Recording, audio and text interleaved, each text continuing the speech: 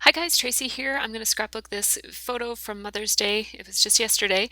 I've got my Studio Calico kit. I just showed you some of the embellishments and now I'm going to have a look at the pattern paper. Almost immediately the oranges and yellows in this kit started to kind of come together and I really wanted to use them together. Um, so I'm kind of pulling out some of my favorite yellows and oranges. And for a second there, I thought about using a gray background. I'm going to use a white background though. I don't know, I had never thought of putting yellows and oranges with a gray, so I thought I'd try it out. But I really wanted this one to have a crisp, clean look, which I tried to get on my last layout, but I ended up using too many sprinkles and I like the look. I'm still looking for that clean, crisp layout that I want to make, so I'm hoping that this one will be it. So here I just pulled out my Citrus Twist kit. This is the April uh, Citrus Twist kit. And I'm actually not going to use anything from it. I thought about using that paper for background, that notebook paper from Maggie Holmes, but I've decided not to use it. And then I thought about using that one because it was the right colors. I think that is from crepe paper. And I thought about using these overlays, but it's already an Instagram photo, so it's got a filter on it already. So I didn't really feel the need to use that. So I'm actually going to take away everything from Citrus Twist, and this is going to be a Studio Calico only layout. My first layout of the month was a Citrus Twist only, so this one is going to be a Studio Calico only. So this is a piece of Lucky Charm paper. It's one of my favorites, these yellow hearts. And I wanted that yellow heart paper to be the backmost layer. And this one is a piece of the chevron. The cream colored chevron is crepe paper, the pier, and the diagonal red and orange is from Basic Gray, the Bow Ties collection. Now this orange grid paper is from the Amy Tangerine Yes Please collection. I'm only going to use a sliver of it.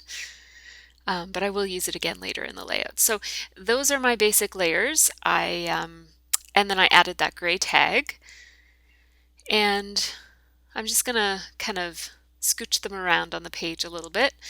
I'm thinking about using these vellum pieces that came with the kit, with the Studio Calico kit. They're by Basic Gray. So they had a couple of reinforcers on there, so I just covered over the brown reinforcer it's like an orange washi tape. And then I also added washi tape photo corners to my photo. I also kind of bent the corners of the photo up just to kind of accentuate the corners a little bit. So now I'm having a look at what kind of embellishments I might do, and while I'm at it, I'm pulling out all of the letters that I'm going to need to spell out Mother's Day. It is going to take me ages to find the R for Mother's Day. I'm actually going to have to spell them all out to look for the R. And it's going to be like at the very, very last. Of course.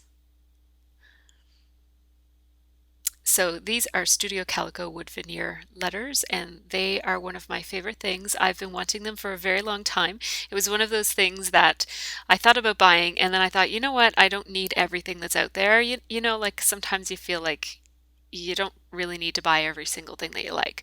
So I held off and I didn't buy them, and I'm so happy because they ended up coming in a kit. They're not new or anything, so I wasn't really expecting them to come in a kit at this point, but I was pleased to see that they came in the May Studio Calico kit. Just going to snap a picture of my layers now that I have them the way I want them, because I'm going to outline all of my papers. So I'm using my Zig Writer for outlining, and I just have a piece of Stampin' Up! Grid paper that I pull over when I need to do some outlining, and that's what you see there. And I'm going to outline it all. I'm using a thinner pen on that Amy Tangerine paper because only a smidgen of it is showing, and I didn't want it to be all outline. I wanted some orange to show too. So I've just zoomed in a little bit. Hopefully I'll remember to zoom out so that you can see me lining up my layers. I'm lining them all up over to the left because I plan to use a paper clip over there. So I want them all to look like they're clipped together. going to put in that tag, which was too long because I put too much glue. So I kind of couldn't decide where I was going to put it, but I decided to put it on that outside edge. Here I go looking for a clip. I immediately picked that basic gray Love clip. Those clips also came in the Citrus Twist kit, but I already had them in my stash, so those are from my stash. I kind of experimented with how I wanted to use the clip, backwards or frontwards. Decided going with what I guess is probably frontwards. I had a quick look at the stamps that came in the Studio Calico kit, and then I decided to pull out my Kelly Perky stamps because I knew that her foodie set has a little fish on it, and it says it was delicious. And almost all of us ate fish. Scott was the black sheep in the group, and I think he ordered a burger or something. Those arrows, that kind of the one I have my hand on right now is a Marcy Penner stamp from last month's Studio Calico kit, and then this is those Kelly Perky. I'm just stamping it on the gray part of the tag that I didn't use. I didn't like how the stamp came out the first time, so I just turned it over and stamped it again. And then this says it was delicious, and it came from the same Kelly Perky stamp set. I'm trying to figure out, I wanted to punch it with that pinked thing, but I ended up punching it with my circle. And I'm actually having trouble punching it with my circle because it's getting lost inside of my circle punch. And so this is something that I'm going to show you as a little bit of a tip. I took just a long piece of paper and I glued it to make a little handle on my paper so that that's just from my scrap. I actually took it out of my recycling thing and I just glued it on so that it becomes a little handle so that I could stamp, or so that I could punch that stamp out where I wanted it to go. And I did stamp it, I did punch it at the top of the circle because I do plan to use that piece as a layering piece. I'm not exactly sure where I'm going to use it, but I knew I wanted that fish and it was delicious. Now I'm punching out some of those pinked circles with that Martha Stewart pinked circle punch. What I'm doing is I'm gonna punch out a couple of them, and I'm sorry it's happening off screen, but I'm just cutting them all in half and I'm piecing them together because that shape is actually smaller than the circle punch that I used, but I wanted it to look like there was a pinked circle sticking out, so I just pieced it together like that. And then I sewed around it. I didn't do a great job of the sewing, but I'm hoping that some of my layering will cover up the bad sewing job. I'm not good at sewing around a circle. And I use silver thread, which is beautiful. I love, love, love using silver and gold thread. So now I want to do some stamping, and here you'll see me using a ruler. I never use a ruler, but I'm just trying to be able to do my stamping so that it's straight and so that it's going to show up in the places that I want it to be. So I want it to be above the above the yellow paper on the right side and below the yellow paper on the left side. So I'm actually doubling up that stamp. I'm stamping it twice, like so that it's twice as tall as what it would have been. And I use Stampin' Up! Basic Gray ink, it's a very clear, crisp stamping ink. And then this stamp that I'm about to do right now says Eat, Drink, and Be Merry, and it's another Kelly Perky stamp. And I also did that in Basic Gray. So now I have my 3 arrow stamped, and they just kind of frame in the main cluster, and then the top arrow set is going to be where I'm going to put a little cluster. And now I wanted to do some more sewing just because I didn't want the sewing to be only in one place, which was that embellishment that I haven't put on yet. So I did some zigzag stitching up here at the top, and I think I'm going to do some down at the bottom too. Yep, I did. So now my main cluster is coming along very well. I'm adding tiny attacher to the corners. I also threw a little pop dot in behind each of the top corners of the photo to make it kind of lift up a little bit, make it look like it's peeling. Here I am thinking about using that Basic Gray washi strips again, or vellum tape strips, or whatever they are. And then I just decided not to. I'm going to take a strip of that diagonal bow tie paper from Basic Gray, and then this is that chevron, the pier paper from Echo Park, and I'm cutting some banners. I'm going to have to cut this banner twice though because it's going the wrong way. They're pointing off the page and I'd rather have them point on the page. So here I go and turn them around. It's easy to turn around the diagonal one, but when I turned around the chevron one, my chevrons are now upside down and I don't want them to be upside down. So as soon as I notice that, which isn't until after I've gone to the trouble of outlining it, that's when I'm going to cut a new one. So this is me doing that. And going to outline it again.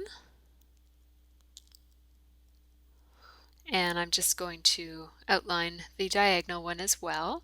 And I'm going to float the cream colored one kind of down a little bit from the other one. And I'm going to sew my silver thread through that one again. And I just let my sewing machine start off the banner and go off the banner onto the page. I really like that look. Just peeled up the corners just to give it a bit of dimension, and now I'm going to finally place my main cluster. I'm going to use this little piece of resin, this little resin geotag, and I'm going to move it eventually, but that's where I think I'm going to use it.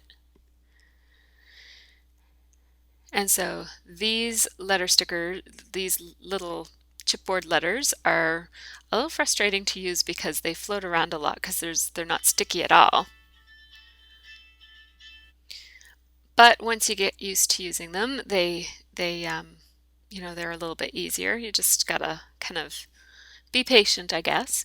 Now, I finally decided to put them up here, and they actually fit perfectly, even though I wasn't planning on using that space for a title. It is a good spot for a title. I didn't like the amount of space around the word day, so I just added 2 asterisks. Those are just from my stash. They're by Freckled Fawn. And right now what you don't see me doing is I'm putting the 2013 up by one of those 2 flags. There you see it a tiny little bit. I'm thinking about using sequins, but I'm not. The kit came with some gold or bronze colored sequins. They're really pretty, but I've used silver thread already. Also, the Project Life kit came with those little tiny gold stars, so I thought about using those, but then I decided it was a little bit too much and I wanted that crisp clean look that I didn't get on my last layout, so I wanted to make sure I didn't go overboard with any kind of sprinkling. So this is where the It Was Delicious fish is going to end up. And it provides a bit of balance because the gray tag is on the other side and that puts some gray over on that side. So I just used my ATG to adhere that down. I'm using glossy accents to glue these down, and my glossy accents is old and it's having a tendency to ooze even when I don't squirt it. So I used a bit more glossy accents here than I would have liked to, and it does show like it's shiny when you put too much on.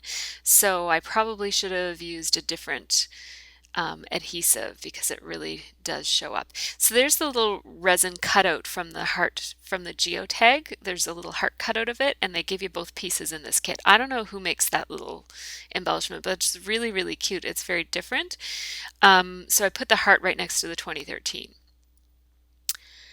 Now I've forgotten to zoom out, but I'm sure I will eventually. Yes, so I wanted to put the place that we were at, which the restaurant was called Heart and Thistle, and I didn't want that title to take up too much space, and I also didn't want it to have too much weight.